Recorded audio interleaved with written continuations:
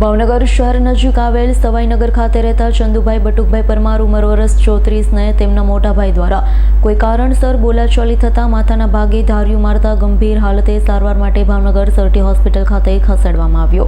ભાવનગર શહેર નજીક આવેલા સવાઈનગર ખાતે રહેતા ચંદુભાઈ બટુકભાઈ પરમાર ઉંમર વર્ષ 34ને તેમના મોટાભાઈ દ્વારા કોઈ કારણસર બોલાચાલી થતા માથાના ભાગે ધાર્યું મારતા ગંભીર હાલતે સારવાર માટે ભાવનગર સરટી હોસ્પિટલ ખાતે ખસેડવામાં આવ્યા। ચંદુભાઈનું ટૂંકી સારવાર દરમિયાન મોત થતા બનાવ હત્યામાં પરિવળ્યો, જ્યારે પોલીસ દ્વારા હાલ લાશને પીએમ અર્થે મોકલી આગળની કાર્યવાહી હાથ ધરી છે। જોકે પોલીસ ભાઈ વિરુદ્ધ હત્યાનો ગુન્હો નોંધી વધુ તપાસ હાથ ધરી છે।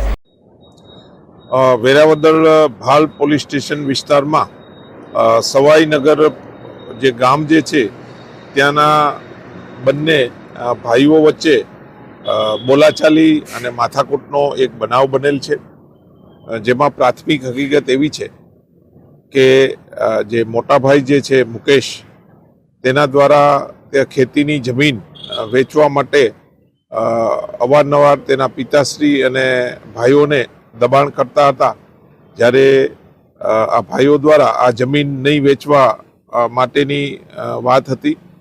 આજે સાંજના 8-9 વાગ્યાના અરસામાં નાના ભાઈ ચંદુભાઈ પોતાના ઘરે આવે છે, તે દરમિયાન આ મોટાભાઈ મુકેશ દ્વારા ફરીથી જમીન વેચવા બાબતે ઝઘડો કરવામાં આવેલા છે, જેમાં મોટાભાઈ મુકેશ દ્વારા તીક્ષ્ણ હથિયાર જે ધાર્યું જે છે તે નાના ભાઈને માથાના ભાગે મારી દીધેલ।